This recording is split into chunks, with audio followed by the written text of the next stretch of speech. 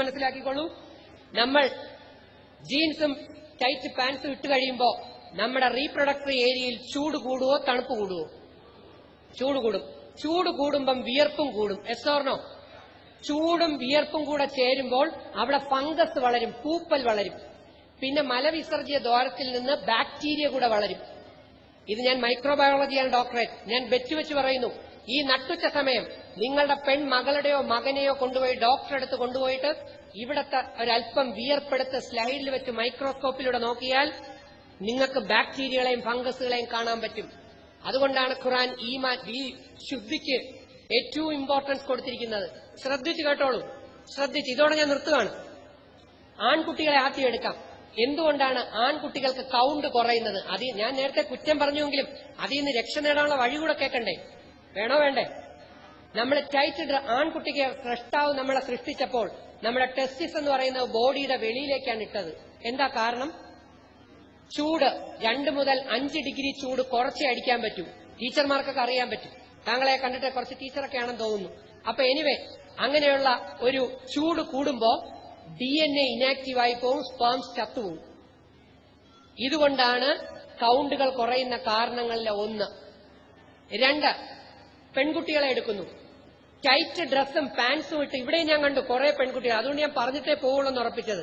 Pants ഇട്ട് നടക്കുന്ന അല്ലെങ്കിൽ അത് വാങ്ങിച്ചു കൊടുത്തിരിക്കുന്ന ഉമ്മമാരോർത്തോളൂ, വാപ്പമാരോർത്തോളൂ. എന്താണ് നിങ്ങളുടെ മകൾക്ക് വരാൻ പോകുന്നതെന്ന് അറിയണ്ടേ? നിങ്ങളുടെ പെൺമക്കൾക്കുണ്ടാകാൻ പോകുന്നതാണ് ക്യാൻസർ, ബ്രസ്റ്റ് ക്യാൻസർ. എങ്ങനെയെന്ന് കേട്ടോളൂ, പെട്ടെന്ന് തീർക്കാം. ടൈറ്റ് ഡ്രസ് ഇട്ട് നടക്കുന്ന പെൺകുട്ടികളുടെ റീപ്രൊഡക്ടറി ഏരിയയിൽ വിയർപ്പും ചൂടും കൂടുന്നതിന്റെ ഫലമായി പൂപ്പ്, ഫംഗസും ബാക്ടീരിയയും വർദ്ധിക്കും. Yes or no? യെസ്. ഇനിയാണ് ശ്രദ്ധിക്കേണ്ടത്, പെൺകുട്ടികളുടെ റീപ്രൊഡക്ടറി ഏരിയയിൽ 3 ഹോളുകളുണ്ട്. 2 സെന്റിമീറ്റർ 3 സെന്റിമീറ്റർ ഡിസ്റ്റൻസിൽ 3 ഹോളുകൾ. അച്ഛന്മാരറിയണം. ഒന്നാമത്തെ ഹോളാണ് urinary ട്രാക്ട്സ്.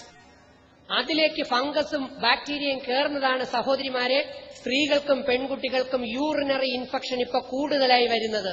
Yes or no? Yes. 2 ഈ പറയുന്ന മലദ്വാരത്തിൽ നിന്ന് വരുന്ന ബാക്ടീരിയയും ഫംഗസും കൂടെ രണ്ടാമത്തെ ഹോളായ വജൈനൽ ട്രാക്റ്റിലൂടെ അകത്തേക്ക് കയറുമ്പോൾ നിങ്ങൾ പൂത്ത റൊട്ടി കണ്ടിട്ടുണ്ടോ? റൊട്ടി കുറച്ചു സമയം തുറന്നു വെച്ചാൽ പൂത്തിരിക്കും. Yes or no? Yes or no? പൂത്ത റൊട്ടി കഴിച്ചിട്ടുണ്ടോ ആരെങ്കിലും? പൂത്ത റൊട്ടി കഴിച്ചിട്ടുള്ളവർ കൈപൊക്കിയേ. ഞാനുണ്ട്. എന്റെ അമ്മ ഒരു ലാസ്റ്റ് ഗ്രേഡ് സെർവന്റ് ആയിരുന്നു. ആശുപത്രി ബാക്കി വരുന്ന റൊട്ടി കൊണ്ടുവന്ന് വീട്ടിൽ വെക്കും. ഞാൻ വയറ് നിറയ്ക്കാൻ വേണ്ടി എത്രയോ ദിവസങ്ങൾ പൂത്തതുപോലും ഞാൻ കളയില്ല. പക്ഷെ ഒരു രുചിയും കാണൂല. ആ പൂപ്പ് അതിന്റെ രുചി മുഴുവൻ വലിച്ചെടുക്കും.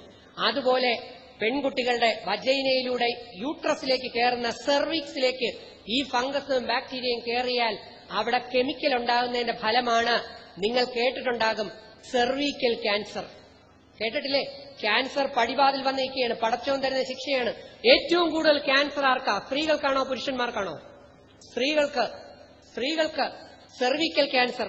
ഫംഗസ് അകത്തേക്ക് കയറുന്നു യൂട്രസിൽ മുഴകൾ ഉണ്ടാകുന്നു, ട്യൂമറുകൾ. അത് കഴിഞ്ഞ് അവിടെ വല പോലെ ഉണ്ടാകുന്നു. കുഞ്ഞ് ജനിക്കുന്നത് ട്യൂബിലാണ്. ട്യൂബ് ഈ വലകളായി കഴിയുമ്പോൾ കുഞ്ഞിന് ഉരുളാൻ പറ്റില്ല. അപ്പൊ നിങ്ങൾ കേട്ടിട്ടുണ്ട് എക്ടോപിക് പ്രഗ്നൻസി, അല്ലെങ്കിൽ ട്യൂബിൽ കുടുങ്ങി. കേട്ടിട്ടുണ്ടോ ഇല്ലയോ? കേട്ടു. അപ്പൊ എന്ത് പറ്റും? ട്യൂബ് കട്ട് ചെയ്ത് കളയും. അതോടെ പെൺകുട്ടി അമ്മയാകാനുള്ള ചാൻസ് നേരെ പകുതിയാകും.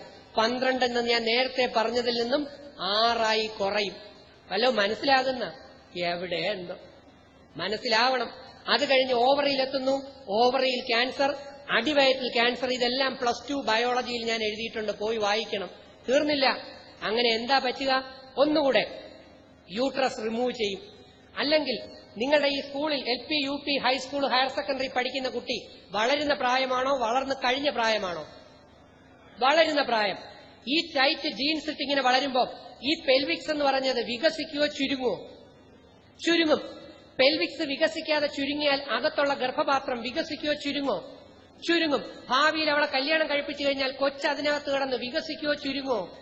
ചുരുങ്ങിപ്പോകും. ഉണ്ടപ്പക്രു പോലെ വളരാത്ത, ആരോഗ്യമില്ലാത്ത കുട്ടികൾ പുറത്തു വരും. വീണ്ടും കുട്ടി വികസിക്കാൻ തുടങ്ങുമ്പോൾ 8ാം മാസവും 9ാം മാസവും കീറും. അതിന്റെ പേരാണ് caesarean. And caesarean is the one of the reasons for breast cancer. അന്വേഷിച്ചു നോക്കുക. വിവരമുള്ള ഡോക്ടർമാർ പറയും ബ്രസ്റ്റ് ക്യാൻസർ ഇന്ന് കോമൺ ആയി വരുന്നു. സിസേറിയനാണ് കാരണങ്ങളിൽ ഒന്ന്. നോർമൽ സിസേറിയൻ അല്ല, ഇപ്പൊ നമ്മൾ വിളിച്ചു വരുത്തുന്ന സിസേറിയൻ. ചില പെൺകുട്ടികളിൽ പുതിയതായ ഒരു ചിന്ത വരുന്നുണ്ട്, ഞാൻ സിസേറിയനെ ചെയ്യൂ എന്ന്. പണി വരും, എഴുതി വെച്ചോ. നമ്മൾ വീണ്ടും കാണും, ടൈറ്റ് ഡ്രസ് ഇടുന്ന ആൺകുട്ടികൾക്കും പെൺകുട്ടികൾക്കും വെരിക്കോസ് വെയിൻ.